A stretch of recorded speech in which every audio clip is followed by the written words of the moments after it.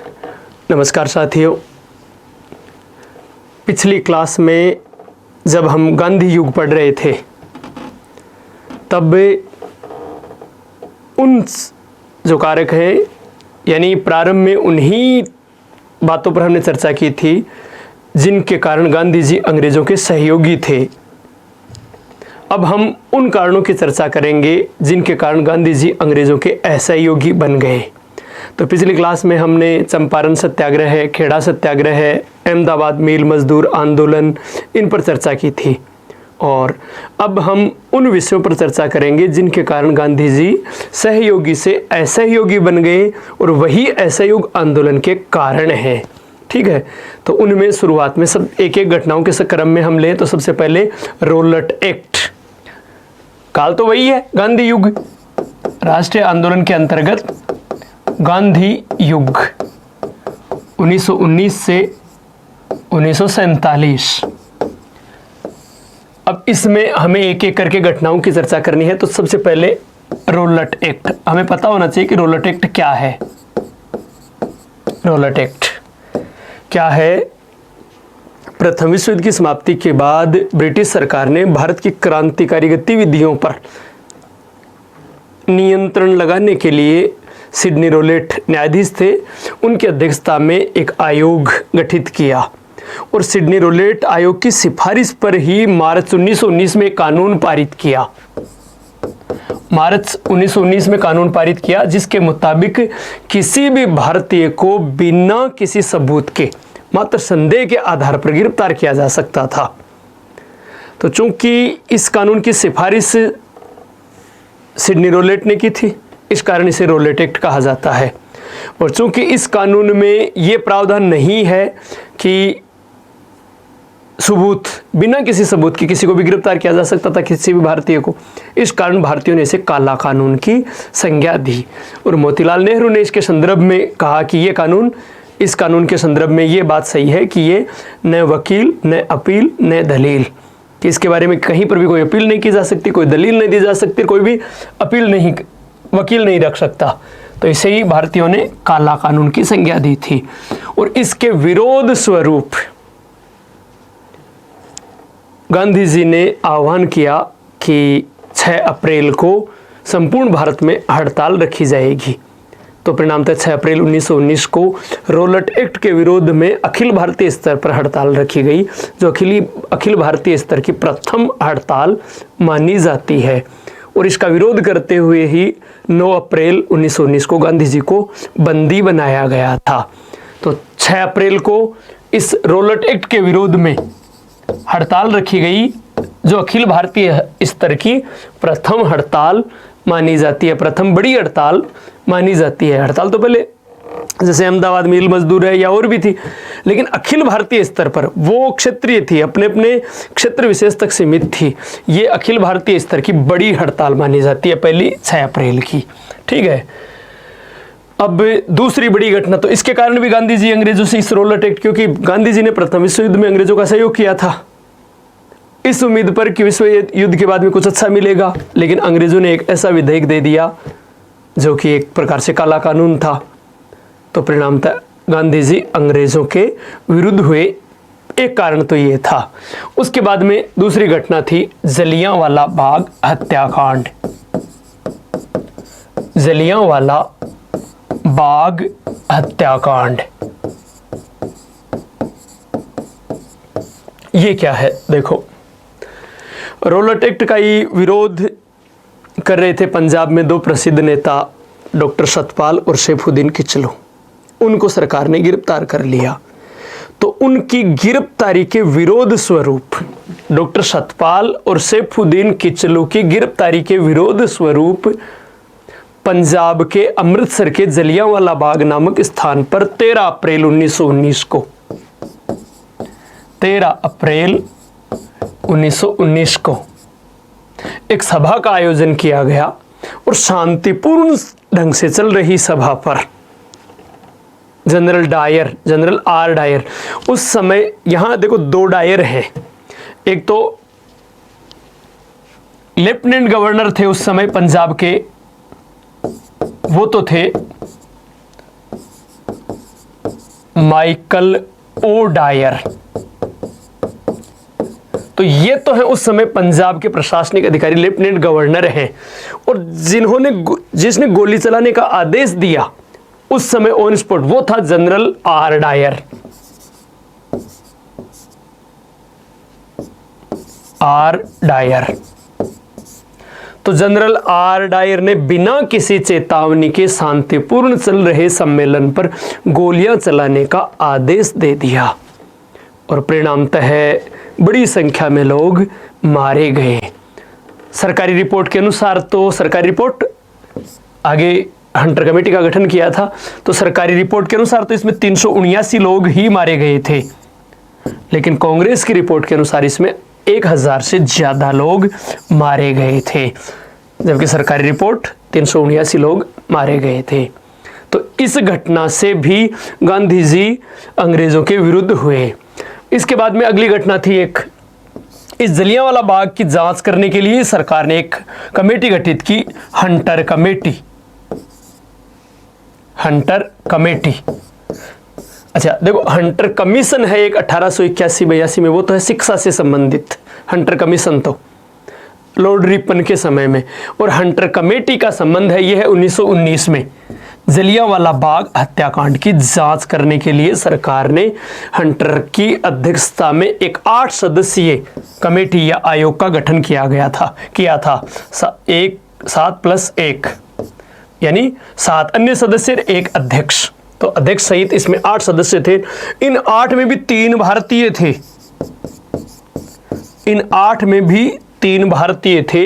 इस Hunter committee में 3 भारतीय थे, एक पंडित जगत नारायण,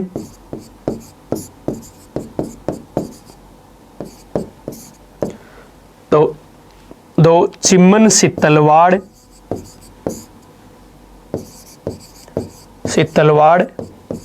और तीसरे शहजादा सुल्तान।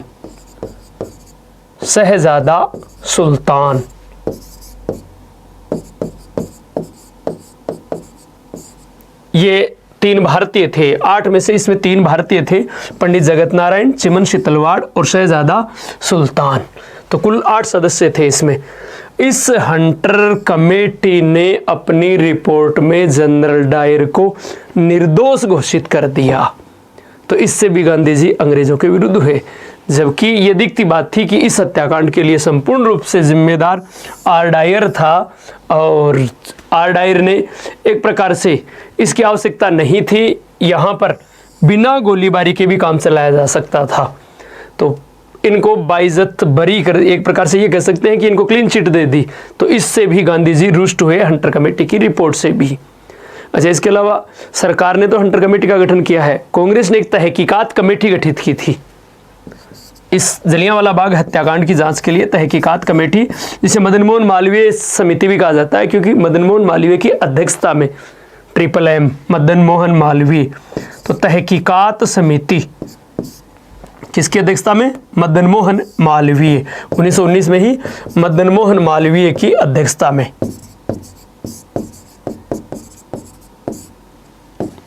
कांग्रेस ने जिसके, गांधी जी भी जिसके सदस्य थे, डॉक्टर जयकर, गांधी जी, मोतीलाल नेहरू, ये इस समिति के सदस्य थे।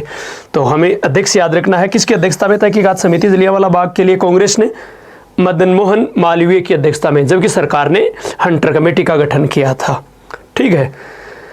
फिर खिलाफत आंदोलन। खिलाफत आंदोलन ये क्या था और गांधी जी का इससे क्या लेना देना था?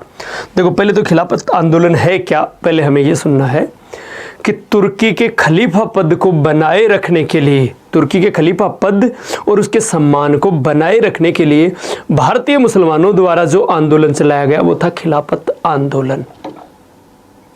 तो यहां प्रश्न तुर्की का है। देखो उसमें क्या है, तुर्की का जो अब्दुल हमीद द्वितीय था उस समय, खलीफा या सुल्तान अब्दुल हमीद द्वितीय, ये उस समय तुर्की का सुल्तान था। तुर्की का सुल्तान है वो इस्लामिक जगत का सर्वोच्च धार्मिक नेता। खलीफा मोहम्मद साहब के उत्तराधिकारियों को कहते, या इस्लामिक जगत के सर्वोच्च धार्मिक नेता। तो उस समय यानी प्रथम विश्व युद्ध के समय इस्लामिक जगत का सर्वोच्च धार्मिक नेता था तुर्की का सुल्तान अब्दुल हमीद द्वितीय। ठीक है, तो भारतीय मुसलमानों की भी श्रद्धा इनके प्रति थी। और यहाँ भारतीय मुसलमानों के सामने दिक्कत यह आ गई प्रथम विश्व युद्ध के दौरान कि एक तरफ उनका धार्मिक नेता तो दूसरी तरफ राजनीतिक नेता यानी जो राजनीतिक पथ प्रदर्शक हैं, क्योंकि प्रथम विश्व युद्ध से पहले 1857 की क्रांति के बाद अंग्रेजों ने मुसलमानों को अपने निकट लाने के लिए और हिंदू और मुसलमानों में फूट डालने के लिए हर प्रकार से तुष्टिकरण की नीति अपनाई मुसलमानों के प्रति, और परिणामतः मुस्लिम लीग की स्थापना है। 1909 में फिर जो 1909 के अधिनियम के अंतर्गत मुसलमानों को पृथक निर्वाचन प्रतिनिधित्व का अधिकार है। हर वो प्रयास किया जिससे कि मुस्लिम संतुष्ट रहें। लेकिन अब प्रथम विश्व युद्ध में ऐसी स्थिति आ गई कि उनका धार्मिक नेता और राजनीतिक पथ प्रदर्शक दोनों आमने सामने हो गए, इंग्लैंड और तुर्की। तो ऐसी स्थिति में अंग्रेजों ने पहले भारतीय मुसलमानों को इस रूप में आश्वस्त किया कि प्रथम विश्व युद्ध के दौरान तुर्की के साथ जो समझौता होगा पराजित होने के बाद वो सम्मानपूर्वक होगा। लेकिन युद्ध के बाद जब तुर्की के साथ संधि की गई, सीवर्ष की संधि की गई, उस संधि में सेवरे या सीवर्ष की तुर्की से संधि की गई, उस संधि में खलीफा को बंदियों की भांति, तुर्की के सुल्तान को बंदियों की भांति लाया गया और अपमानजनक संधि पर हस्ताक्षर करवाए गए, तुर्की का विभाजन कर दिया गया। तो इन बातों से भारत के मुसलमान रुष्ट हुए और उन्होंने तुर्की के खलीफा पद और उसके सम्मान को बनाए रखने के लिए भारत में आंदोलन चलाया, और वो आंदोलन कहलाया खिलाफत आंदोलन। कब? 1919 में। और भारत में इसका नेतृत्व किया एक तो अली बंधु मौलाना मोहम्मद अली और मौलाना शौकत अली, और मौलाना आज़ाद, मौलाना अबुल कलाम आज़ाद, इन्होंने, और हकीम अजमल खान, इन लोगों ने भारत में इसका नेतृत्व किया। अब सवाल ये उठता है कि गांधी जी ने का इससे क्या लेना देना था? गांधी जी राष्ट्रीय स्तर पर व्यापक आंदोलन चलाना चाहते थे और उसमें सभी वर्गों का सहयोग चाहते थे। और इस समय मुस्लिम तुर्की के प्रश्न को लेकर, खिलाफत के प्रश्न को लेकर अंग्रेजों से नाराज हैं।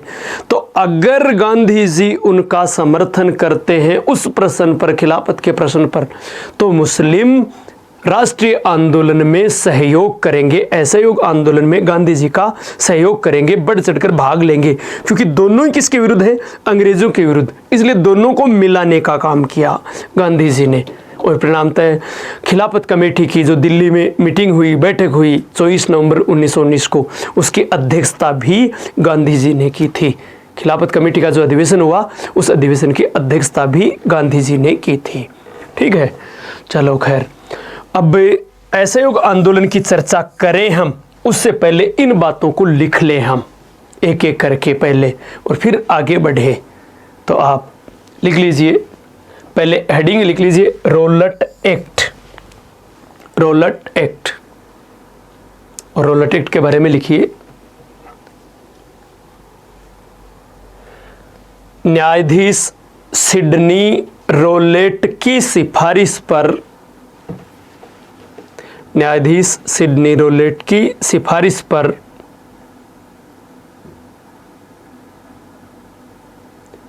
केंद्रीय विधानसभा ने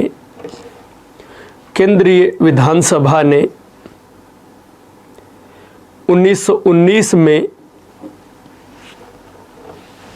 केंद्रीय विधानसभा ने 1919 में एक विधेयक पारित किया। 1919 में एक विधेयक पारित किया जिसके अनुसार या जिसके अंतर्गत किसी भी भारतीय को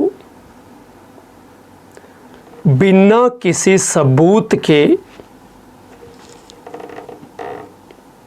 मात्र संदेह के आधार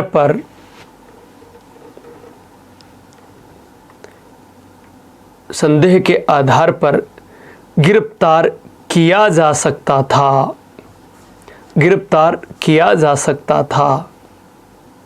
दोबारा बोल रहा हूं, न्यायाधीश सिडनी रोलेट की सिफारिश पर भारत की केंद्रीय विधानसभा ने मार्च 1919 में, शायद हमने उस समय ये नहीं बोला होगा, मार्च 1919 में एक विधेयक पारित किया, मार्च 1919 में एक विधेयक पारित किया जिसके अनुसार या जिसके अंतर्गत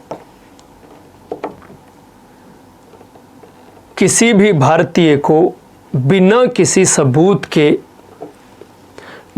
सबूत के मात्र संदेह के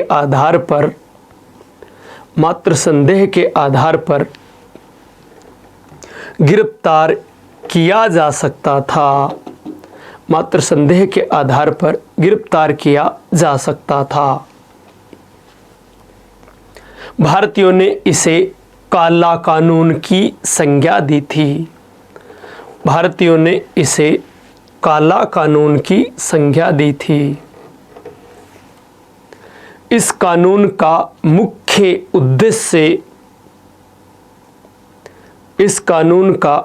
उद्देश्य भारत में बढ़ती हुई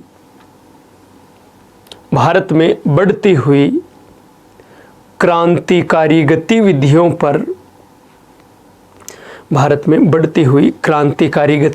पर अंकुश लगाना था, क्रांतिकारी गतिविधियों पर अंकुश लगाना था।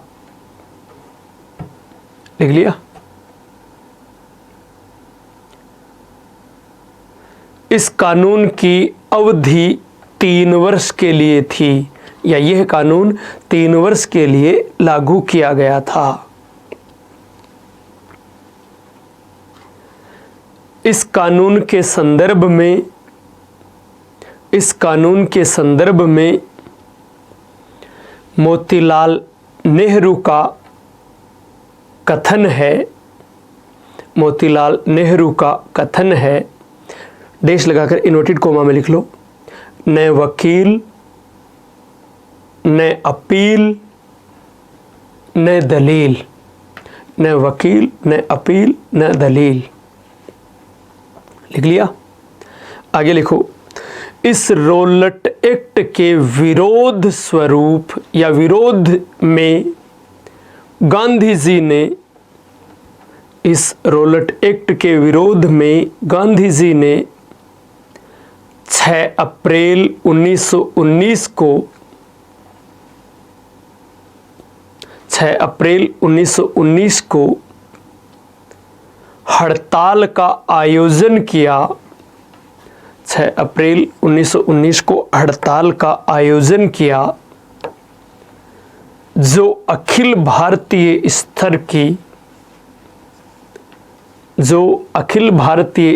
की प्रथम हड़ताल मानी जाती है, जो अखिल भारतीय स्तर की प्रथम हड़ताल मानी जाती है।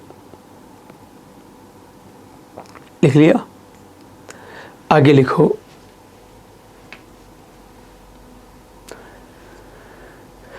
रोलट एक्ट का विरोध करने के कारण 9 अप्रैल 1919 को गांधी जी को बंदी बना लिया था। चलो आगे लिखो, नई हेडिंग लिखो, जलियांवाला बाग हत्याकांड। जलियांवाला बाग हत्याकांड, इसमें लिखो, हेडिंग लिख ली शायद, लिखो, पंजाब के दो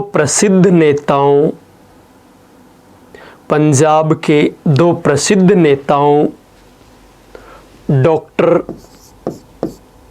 सतपाल और सैफुद्दीन किचलू, डॉक्टर सतपाल और सैफुद्दीन किचलू की गिरफ्तारी के विरोध स्वरूप डॉक्टर सतपाल और सैफुद्दीन किचलू की गिरफ्तारी के विरोध स्वरूप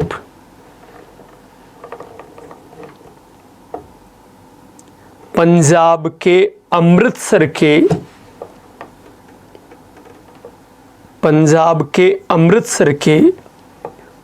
जलियांवाला बाग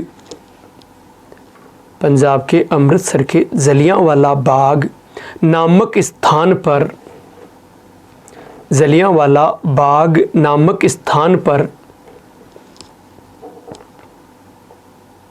13 अप्रैल 1919 को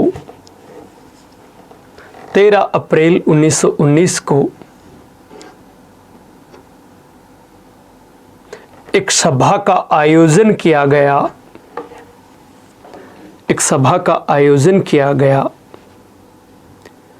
शांतिपूर्ण ढंग से चल रही सभा पर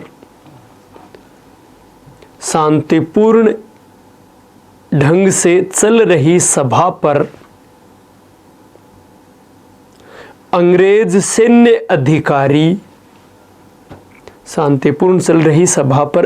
सैन्य अधिकारी जनरल आर डायर ने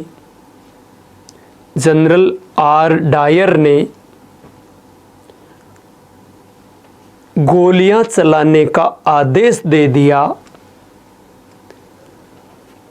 चलाने का आदेश दे दिया जिसमें बड़ी संख्या में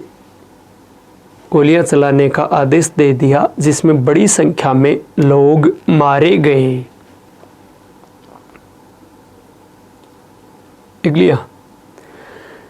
उस समय पंजाब के लेफ्टिनेंट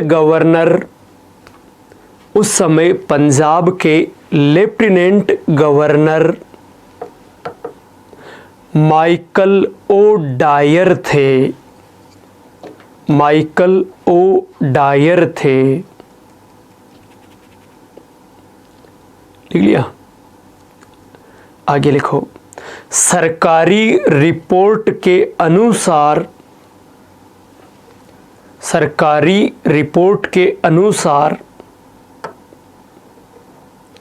इस हत्याकांड में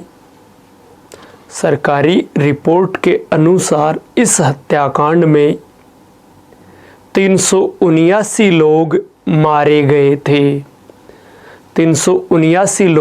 मारे गए थे। जबकि कांग्रेस की रिपोर्ट के अनुसार 1000 से अधिक लोग मारे गए थे। 1000 से अधिक लोग मारे गए थे। लिख लिया? आगे लिखो, हेडिंग डाल लो हंटर कमेटी। हेडिंग लिख लो हंटर कमेटी।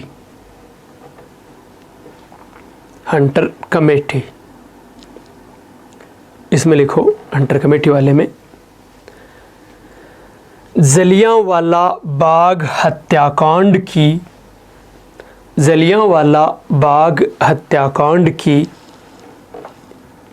जांच के लिए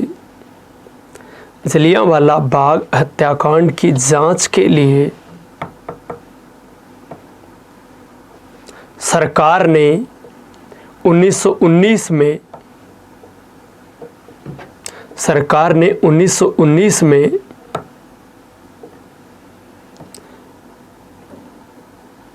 हंटर कमेटी का गठन किया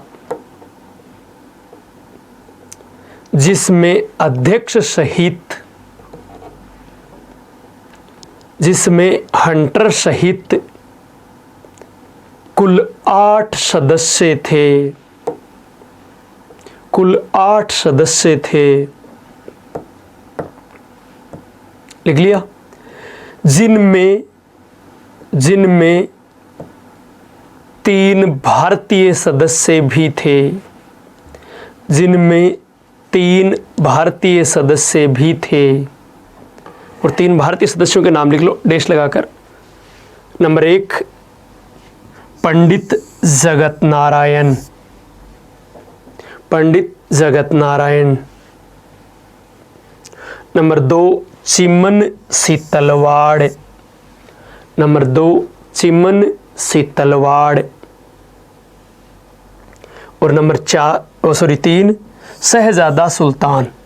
1 पंडित जगत नारायण, 2 चिमन शीतलवाड़ और 3 शहजादा सुल्तान, शहजादा सुल्तान थे। लिख लिया? आगे लिखो, इसी में लिख लो।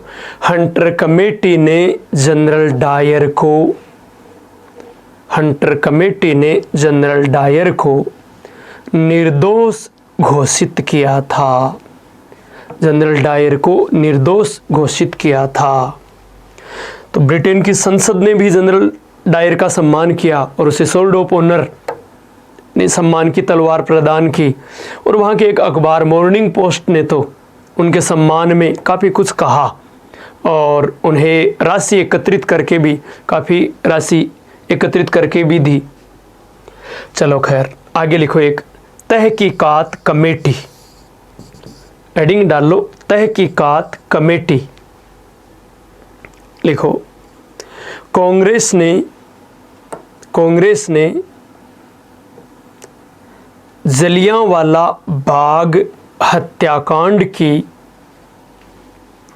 जलियांवाला बाग हत्याकांड की जांच के लिए,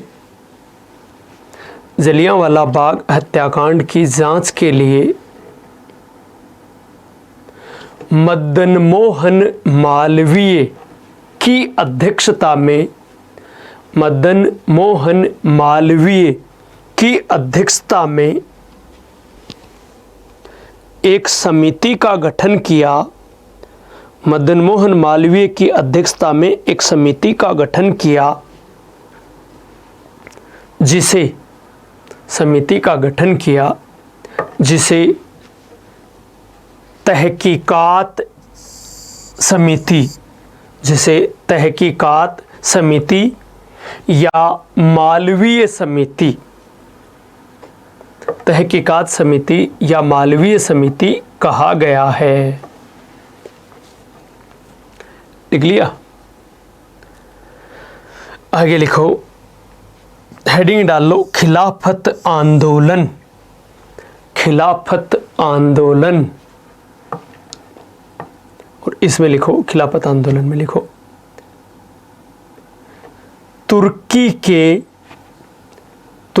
के खलीफा पद, तुर्की के खलीफा पद और उसके, तुर्की के खलीफा पद और उसके सम्मान को बनाए रखने के लिए, तुर्की के खलीफा पद और उसके सम्मान को बनाए रखने के लिए भारतीय मुसलमानों ने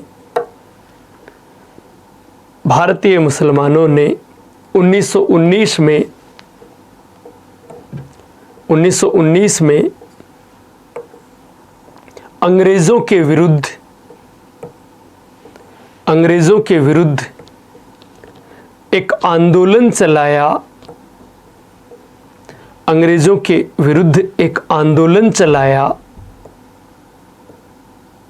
जिसे खिलाफत आंदोलन के नाम से जाना जाता है, जिसे खिलाफत आंदोलन के नाम से जाना जाता है। उस समय तुर्की का सुल्तान कोष्टक में खलीफा, उस समय तुर्की का सुल्तान कोष्टक में खलीफा अब्दुल हमीद द्वितीय था, अब्दुल हमीद द्वितीय था, जिसे अंतिम खलीफा भी माना जाता है, जिसे अंतिम खलीफा भी माना जाता है, क्योंकि बाद में मुस्तफ़ा कमाल पाशा ने जो खिलाफत है, तुर्की खलीफा पद है, उसको समाप्ति कर दिया था। तो चलो आगे लिखो। खिलाफत आंदोलन का नेतृत्व यानी भारत में, तो भारत में खिलाफत आंदोलन का नेतृत्व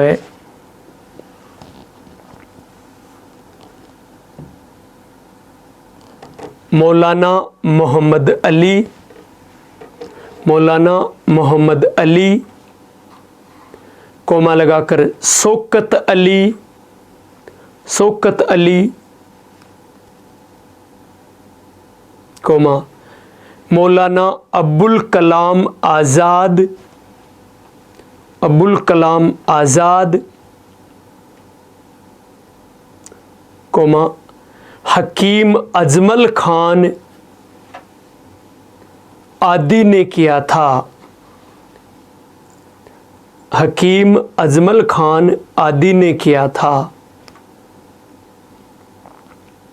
लिख लिया।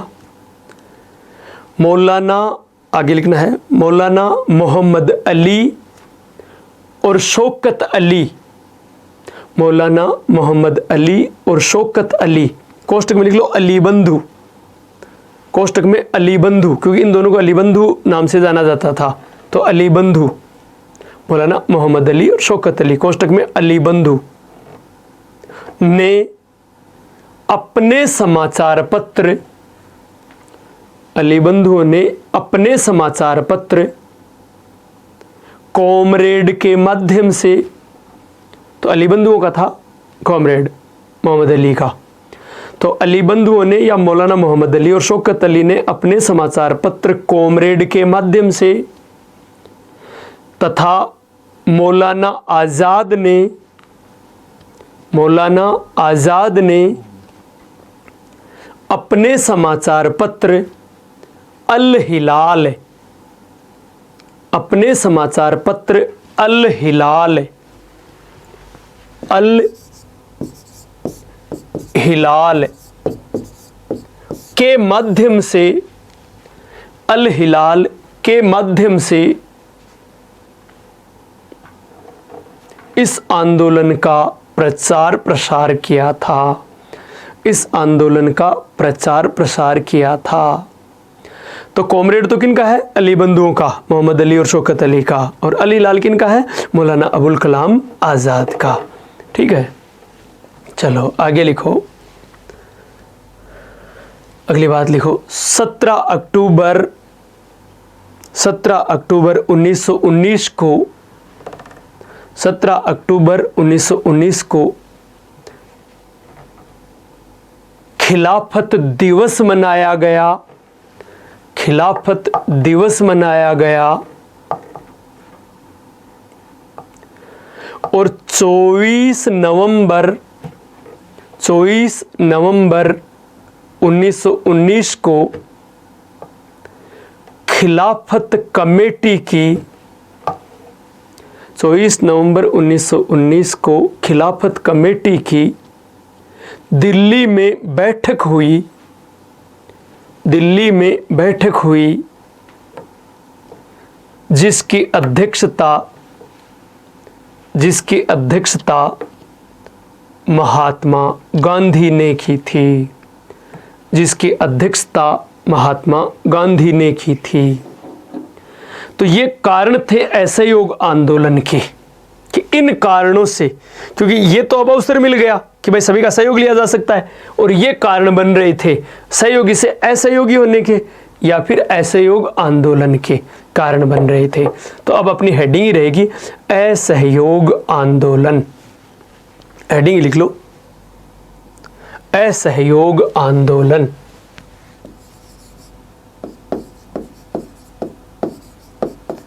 असहयोग आंदोलन।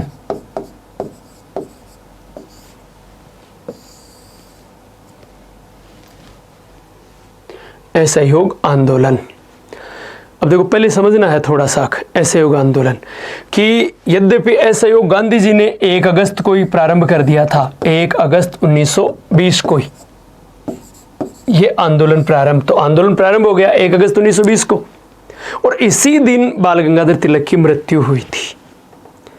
जिस दिन गांधी जी ने असहयोग आंदोलन प्रारंभ की घोषणा की, उसी दिन बाल गंगाधर तिलक की मृत्यु। तो अगर हमें तिलक की मृत्यु भी पूछे तो भी 1 अगस्त 1920। तो इस दिन गांधी जी ने ये आंदोलन प्रारंभ कर दिया, ठीक है। लेकिन कांग्रेस ने इस आंदोलन का प्रस्ताव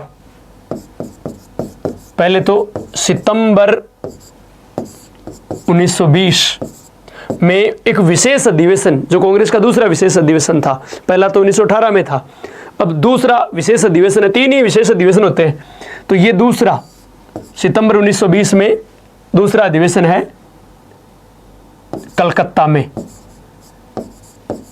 और जिसकी अध्यक्षता की थी लाला लाजपत राय ने। लाला लाजपत राय ने, तो लाला लाजपत राय, उग्रवादियों में केवल लाला लाजपत राय ही कांग्रेस के किसी अधिवेशन के अध्यक्ष बने हैं, और वो भी केवल विशेष अधिवेशन के अध्यक्ष बने हैं। बाकी बाल गंगाधर तिलक, विपिन चंद्र पाल ये कांग्रेस के अध्यक्ष नहीं बने थे, ठीक है। और लाला लाजपत राय इस कलकत्ता के विशेष अधिवेशन के अध्यक्ष बने हैं, इस अधिवेशन के अध्यक्ष बनाए गए, और इसमें कांग्रेस ने ये असहयोग आंदोलन का गांधी जी ने ये प्रस्ताव रखा।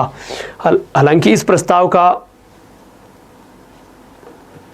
कुछ नेताओं ने विरोध भी किया, जिनमें सीआर दास, देशबंधु चित्तरंजन दास, मुख्य थे चित्तरंजन दास, एनी बेसेंट, विपिन चंद्र पाल आदि ने इसका विरोध किया था।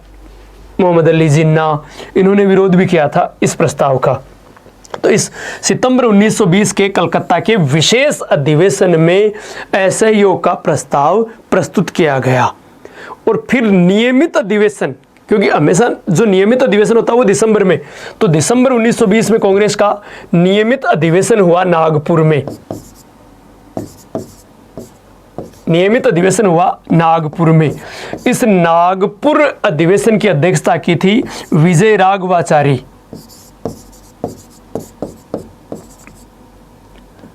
राघवाचारी या विजय राघवाचारी, इन्होंने अध्यक्षता की थी, ठीक है। तो इसमें पुनः ये प्रस्ताव पारित हुआ, जो कलकत्ता में था उसी प्रस्ताव को वापस, ये प्रस्ताव अब की बार ये रखा स्वयं सीआर दास, जो पहले विरोधी थे, उन सीआर दास ने ही इस अधिवेशन में, कलकत्ता अधिवेशन में तो असहयोग आंदोलन का प्रस्ताव गांधी जी ने प्रस्तुत किया था, लेकिन इस दिसंबर 1920 के नियमित नागपुर के नियमित अधिवेशन में, यह तो विशेष अधिवेशन था, नागपुर वाला नियमित था, नियमित अधिवेशन में यह प्रस्ताव रखा सीआर दास ने, जो पहले विरोधी थे, इसमें यहां विरोधी थे, तो सीआर दास ने यह प्रस्ताव रखा। तो कांग्रेस ने नागपुर के नियमित अधिवेशन में भी असहयोग आंदोलन का प्रस्ताव पारित किया, और परिणामतः कांग्रेस के जिन नेताओं के मैंने नाम लिए, इनको छोड़कर सीआर दास के अलावा बाकी एनी बेसेंट, विपिन चंद्र पाल, मोहम्मद अली जिन्ना आदि ने कांग्रेस से त्यागपत्र दे दिया। तो ध्यान रखना, क्योंकि ये तीनों ही प्रसिद्ध नेता हैं, इन्होंने कांग्रेस से त्यागपत्र कब दिया? जिन्ना कांग्रेस से अलग हो गए, बाद में मुस्लिम लीग में चले गए, मुस्लिम लीग के सर्वे सर्वा बन गए, सबसे प्रमुख नेता, तो वो 1920 तक कांग्रेस का हिस्सा थे, और 1920 में असहयोग आंदोलन के दौरान अलग हो गए।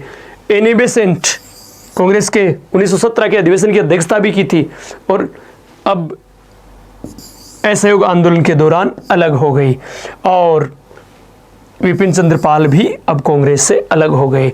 तो ये नेता फिर कांग्रेस से अलग हो गए, ठीक है। इस प्रस्ताव के कारण गांधी जी द्वारा असहयोग आंदोलन प्रस्ताव प्रस्तुत पास करवाने के कारण, या कांग्रेस द्वारा असहयोग का प्रस्ताव पास करने के कारण एनी बेसेंट, विपिन चंद्र पाल और मोहम्मद अली जिन्ना ने कांग्रेस छोड़ दी। इस असहयोग के प्रस्ताव में असहयोग आंदोलन के अंतर्गत 2 प्रकार के कार्यक्रम रखे गए, सकारात्मक और नकारात्मक। और सकारात्मक का मतलब रचनात्मक कार्यक्रम, और नकारात्मक का मतलब त्यागना, जैसे सरकारी उपाधियों का त्याग करना, सरकारी स्कूल कॉलेजों का त्याग करना, विदेशी वस्तुओं का बहिष्कार करना, तो इसमें नकारात्मक एक प्रकार से। तो ये एक तो इस प्रकार के कार्य रखे गए, कि सरकारी स्कूलों का त्याग करेंगे, उपाधियों का त्याग करेंगे। तो स्कूल, उपाधि, अदालत, अब इनके स्थान पर, जैसे अदालतों के स्थान पर पंचायतें गठन करेंगे। स्कूल, राष्ट्रीय स्कूलों की स्थापना, जैसे बंगाल में नेशनल स्कूल ऑफ बंगाल की स्थापना हुई, बंगाल नेशनल या कलकत्ता नेशनल स्कूल की, गुजरात विद्यापीठ की, काशी विद्यापीठ की, इनके स्थान पर विकल्प के रूप में। और अदालतों में लोक पंचायतों का गठन हुआ। तो जो भी प्रसिद्ध वकील थे राष्ट्रवादी उस समय, उन्होंने अदालतों का त्याग करना प्रारंभ कर दिया। विद्यार्थियों ने बड़े पैमाने पर सरकारी स्कूलों को त्यागना प्रारंभ कर दिया। और उपाधियां, इसी आंदोलन के दौरान गांधी जी ने अपनी केसर-ए-हिंद की उपाधि का त्याग किया। और सरकार ने अफ्रीका में अंग्रेजों का सहयोग करने के कारण बोअर युद्धों में, बोअर युद्ध जो डच लोग, हॉलैंड के निवासियों को डच कहा जाता है, उनके विरुद्ध जो उन्होंने जब विद्रोह कर दिया, तो उस दौरान गांधी जी ने मेडिकल सेवाएं प्रदान की थी अफ्रीका में अंग्रेजों को। तो परिणामतः वहां पर बोअर और जुल्लू पदक दिए थे गांधी जी को, बोअर पदक और जुल्लू पदक। तो अब वो बोअर पदक और जुल्लू पदक भी गांधी जी ने इस आंदोलन के दौरान वापस लौटा दिए। ध्यान रखना, रविंद्रनाथ टैगोर ने तो अपनी नाइटहुड या सर की उपाधि जलियांवाला बाग हत्याकांड के विरोध में वापस लौटाई थी। रविंद्रनाथ टैगोर ने तो अपनी नाइटहुड या सर की उपाधि जलियांवाला बाग हत्याकांड के विरोध में सरकार को लौटाई थी। और गांधी जी ने अपनी केसर-ए-हिंद की उपाधि, बोअर पदक और जुल्लू पदक असहयोग आंदोलन के दौरान सरकार को वापस लौटाए हैं।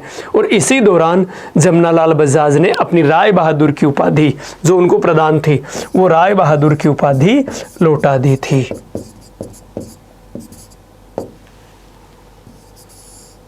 ठीक है। अच्छा, इस आंदोलन में हमें यह भी ध्यान रखना है, जब आंदोलन प्रारंभ हुआ तब तो भारत का गवर्नर जनरल था लॉर्ड चेम्सफोर्ड।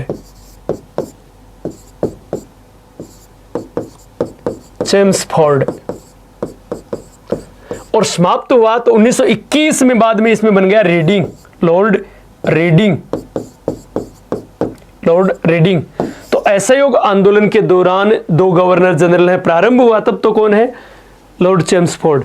और फिर आगे चलकर 1921 में बन गया रेडिंग। तो समाप्ति के समय 1922 में जब चौरी चौरा घटना के कारण इसे स्थगित किया गया था, तो तब लॉर्ड रेडिंग थे। और जब प्रारंभ हुआ तब चेम्सफोर्ड थे। ठीक है, ये बात भी याद भी रह जाएगा। इनको थोड़ा सा देखो, आपको थोड़ा सा बता दूं मैं, सविनय अवज्ञा आंदोलन के दौरान भी दो गवर्नर जनरल थे, लॉर्ड इरविन और वेलिंगटन। और यहाँ असहयोग आंदोलन के दौरान भी दो हैं, चेम्सफोर्ड और रेडिंग। याद कैसे करो? चेम्सफोर्डिंग, तो चेम्सफोर्ड और रेडिंग, चेम्सफोर्डिंग। वैसे वहाँ इरविन और वेलिंगटन, यानी इरविन और वेलिंगटन, तो याद हो जाएंगे वहां पर। तो ये चेम्सफोर्ड और रेडिंग है, एक साथ याद कर सकते हैं असहयोग आंदोलन के दौरान। ठीक है। अच्छा, इस आंदोलन के दौरान 17 नवंबर 1921 को ब्रिटेन के राजकुमार प्रिंस ऑफ वेल्स आए और उनके विरोध स्वरूप, उनका विरोध करने के लिए भारत में हड़ताल का आयोजन किया गया 17 नवंबर 1921 को, जो अखिल भारतीय स्तर की दूसरी सबसे बड़ी हड़ताल थी। पहली तो जो रोलट एक्ट के विरोध में की गई थी, कब? 6 अप्रैल 1919 को। अब अखिल भारतीय स्तर की दूसरी बड़ी हड़ताल जो आयोजित की गई है वो कब है? 17 नवंबर 1921 को। किस उपलक्ष्य में? ब्रिटेन के राजकुमार प्रिंस ऑफ वेल्स का विरोध करने के लिए इस हड़ताल का आयोजन किया गया है। ठीक है। अब आंदोलन बहुत अच्छे से चल रहा था, लेकिन बीच में घटना, क्योंकि गांधी जी ने बात यह कि ये पूर्णतः अहिंसक आंदोलन था और गांधी जी अहिंसा पर बल दे रहे थे, लेकिन एक हिंसक घटना हो गई। उस घटना के कारण गांधी जी को यह आंदोलन वापस लेना पड़ा, और वो घटना थी चौरी चौरा की घटना। चौरी चौरा, ये चौरी चौरा उत्तर प्रदेश के गोरखपुर जिले में है। उत्तर प्रदेश के गोरखपुर जिले में चौरी चौरा नामक स्थान है। वहां पर 5 फरवरी 1922 को आंदोलनकारियों की उग्र भीड़ ने एक थाने में आग लगा दी, जिसमें 22 पुलिसकर्मी जिंदा जल गए। थानेदार सहित 22 पुलिसकर्मी जिंदा जल गए। ये सूचना जब गांधी जी के पास पहुंची, गांधी जी बारदोली में थे, सत्याग्रह, बारदोली से सत्याग्रह प्रारंभ करने के लिए।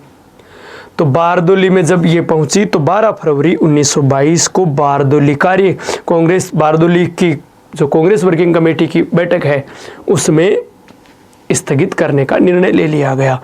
तो ये चोरी चोरा घटना तो ये 5 फरवरी को, और आंदोलन स्थगित हुआ है 12 फरवरी को। बारदोली बैठक में ये निर्णय लिया गया है आंदोलन को स्थगित करने का। और आंदोलन स्थगित करने से जो राष्ट्रवादी नेता है सुभाष चंद्र बोस जैसे, उनको बड़ा धक्का लगा, तो और उन्होंने इसका विरोध भी किया। और सुभाष बाबू के आपको कथन भी याद रखने हैं। एक तो ये कथन सुभाष बाबू का कि जब आंदोलन अपने पूरे चरम पर था तब इसे वापस लेना किसी राष्ट्रीय दुर्भाग्य से कम न था। कि जब आंदोलन पूरे चरम पर था तब इसे वापस ले लिया गया, तो ये तो एक प्रकार से राष्ट्रीय दुर्भाग्य ही था।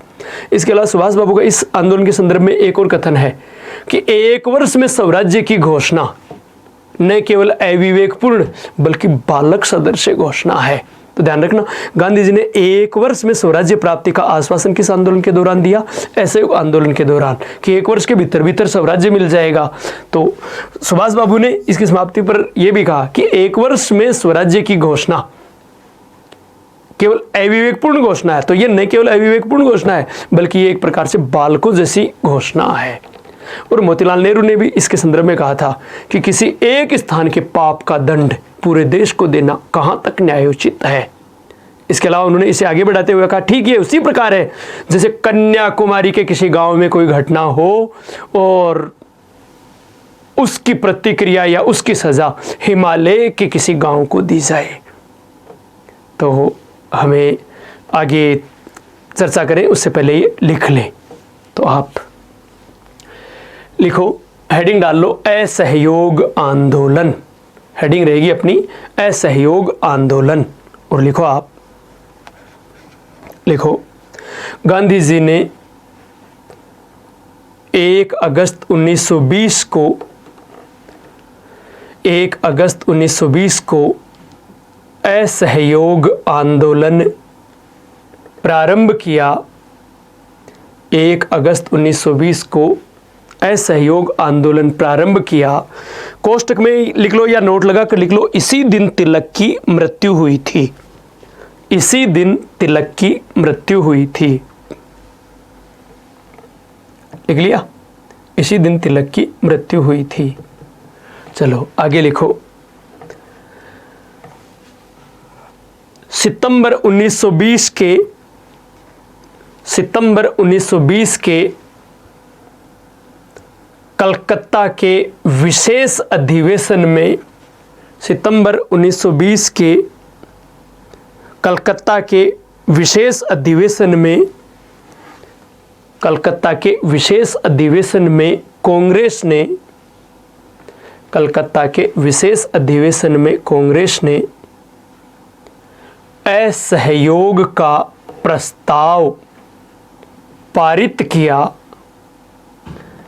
असहयोग का प्रस्ताव पारित किया।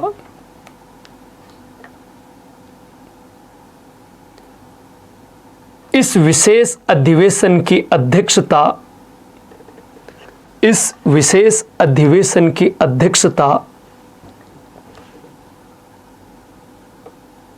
लाला लाजपत राय ने की थी। इस विशेष अधिवेशन की अध्यक्षता लाला लाजपत राय ने की थी तथा इस विशेष अधिवेशन में असहयोग का प्रस्ताव, इस विशेष अधिवेशन में असहयोग का प्रस्ताव स्वयं गांधी जी ने रखा था। स्वयं गांधी जी ने रखा था। आगे लिख लो, दिसंबर 1920 के नागपुर के नियमित अधिवेशन में नागपुर के नियमित अधिवेशन में कांग्रेस ने नागपुर के नियमित अधिवेशन में कांग्रेस ने पुनः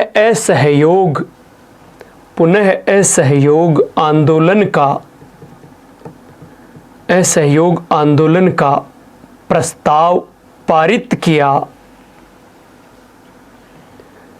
असहयोग आंदोलन का प्रस्ताव पारित किया। इस नागपुर अधिवेशन की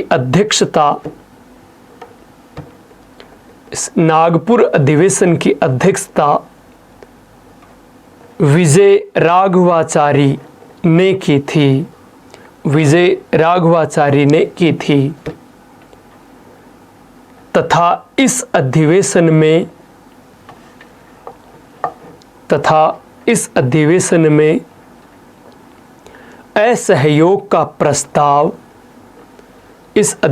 में असहयोग का प्रस्ताव CR दास ने रखा था जो पहले इस प्रस्ताव के विरोधी थे। आगे लिखो। 1921 में कांग्रेस ने तिलक स्वराज फंड की स्थापना की थी। आगे लिखो। कांग्रेस द्वारा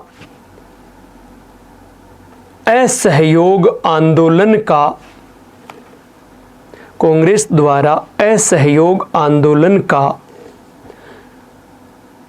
प्रस्ताव पारित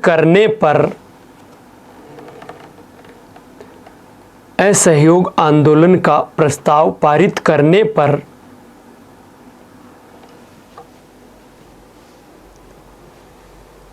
एनी बेसेंट विपिन चंद्र पाल और मोहम्मद अली जिन्ना विपिन चंद्र पाल और मोहम्मद अली जिन्ना ने इस प्रस्ताव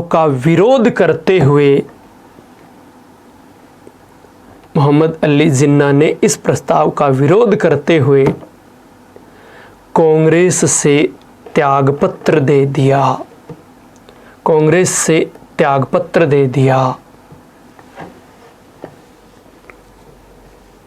यानी कांग्रेस छोड़ दी, सीधी सी बात यह है। आगे लिखो। गांधी जी ने इस आंदोलन के दौरान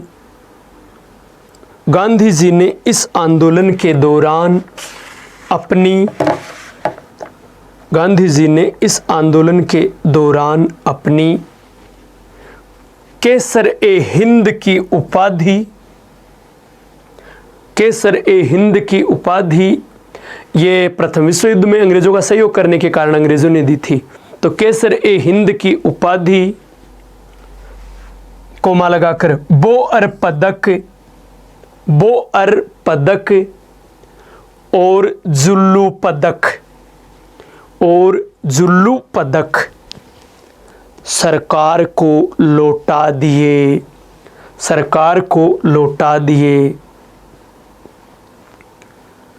तथा जमनालाल बजाज ने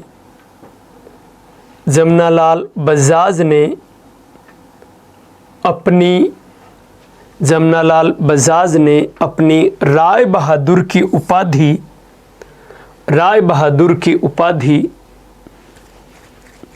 सरकार को लौटा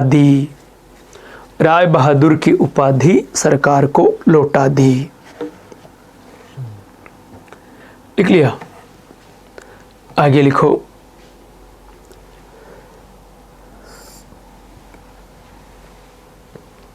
नवंबर 1921 को 17 नवंबर 1921 को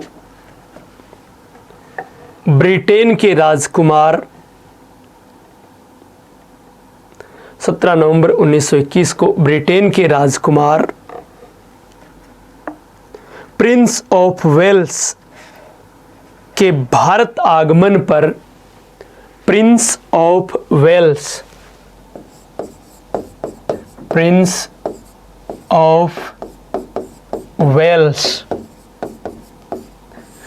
के भारत आगमन पर उसके विरोध स्वरूप हड़ताल का आयोजन किया गया। विरोध स्वरूप हड़ताल का आयोजन किया गया, जो राष्ट्रीय स्तर की दूसरी बड़ी हड़ताल थी। जो राष्ट्रीय स्तर की दूसरी बड़ी हड़ताल थी। पहली तो जो 6 अप्रैल को थी, 6 अप्रैल 1919 को वो थी, लिख लिया। आगे लिखो, असहयोग आंदोलन के दौरान या असहयोग आंदोलन के प्रारंभ के समय, दौरान में लिख के लिखो, प्रारंभ के समय भारत के गवर्नर जनरल, असहयोग आंदोलन के प्रारंभ के समय गवर्नर जनरल लॉर्ड चेम्सफोर्ड थे तथा समाप्ति के समय लॉर्ड रीडिंग।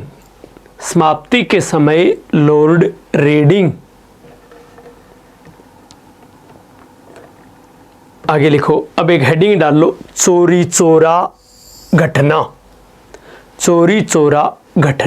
हेडिंग लिख लो, चोरी चोरा घटना, और लिखो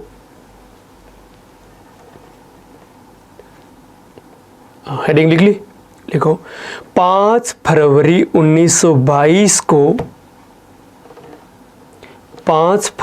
1922 को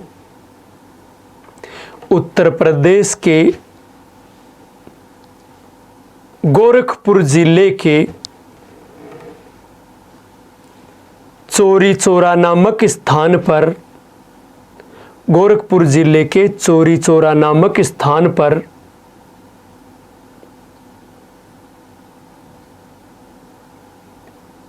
उग्र भीड़ ने, चोरी चोरा नामक स्थान पर उग्र भीड़ ने एक थाने में आग लगा दी, जिसमें 22 पुलिसकर्मी जिंदा जल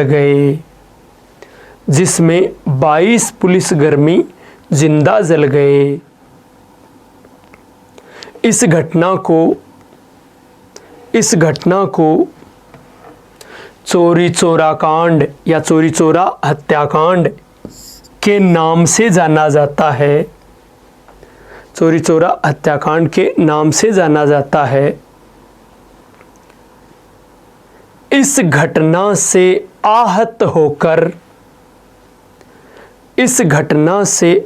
होकर 12 फरवरी 1922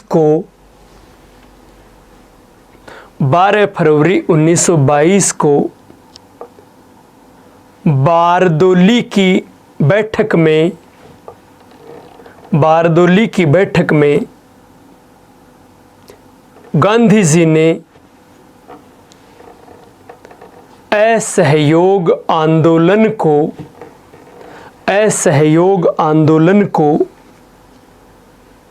स्थगित करने की घोषणा की। लिख लिया। आगे लिखो, गांधी जी द्वारा असहयोग आंदोलन को स्थगित करने पर, गांधी जी द्वारा असहयोग आंदोलन को स्थगित करने पर सुभाष चंद्र बोस ने कहा, सुभाष चंद्र बोस ने कहा, तो क्या कहा, डैश लगाकर इन्वर्टेड कोमा में लिख लो। सुभाष चंद्र बोस ने कहा, आगे लिख लो, जब आंदोलन अपने पूरे चरम पर था, जब आंदोलन अपने पूरे चरम पर था, तब उसे वापस लेना, तब उसे वापस लेना किसी राष्ट्रीय संकट से कम न था। किसी राष्ट्रीय दुर्भाग्य करने ना, किसी राष्ट्रीय दुर्भाग्य से कम न था। लिख लिया? आगे लिखो, एक अन्य स्थान पर सुभाष चंद्र बोस ने कहा, यानी इसी संदर्भ में सुभाष चंद्र बोस ने कहा, एक कथन और है तो आप लिख लीजिए डैश लगाकर, एक वर्ष में स्वराज्य की घोषणा, एक वर्ष में स्वराज्य की घोषणा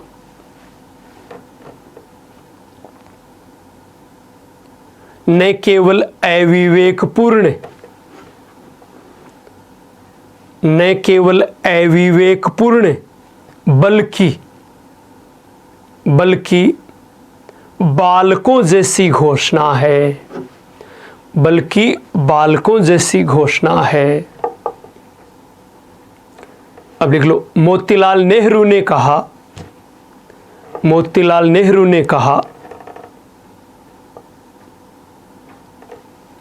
डैश लगाकर इन्वर्टेड कोमा में लिखो, किसी एक स्थान के पाप का दंड, किसी एक स्थान के पाप का दंड पूरे देश को देना, एक स्थान के पाप का दंड पूरे देश को देना किसी भी दृष्टि से न्यायोचित नहीं था, किसी भी दृष्टि से न्यायोचित नहीं था। लिख लिया? चलो आगे लिखो, इन्वर्टेड कोमा में बंद कर दो और आगे लिखो, इस आंदोलन की समाप्ति की घोषणा के बाद, इस आंदोलन की समाप्ति की घोषणा के बाद 10 मार्च 1922 को 10 मार्च 1922 को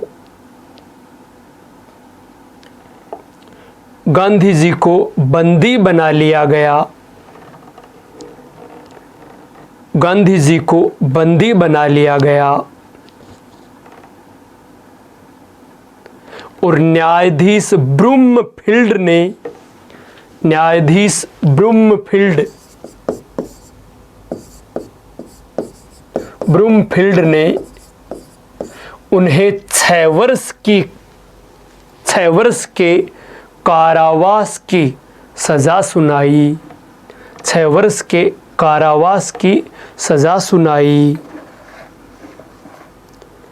लेकिन खराब स्वास्थ्य के कारण, लेकिन खराब स्वास्थ्य के कारण 2 वर्ष बाद ही 12 फरवरी 1924 को 12 फरवरी 1924 को गांधी जी को रिहा कर दिया गया, गांधी जी को रिहा कर दिया गया। और अब रिहा कर दिया गया, अगला हमारा बिंदु होगा स्वराज पार्टी या स्वराज दल, लेकिन इसकी चर्चा करेंगे अगली क्लास में। जय हिंद, जय भारत।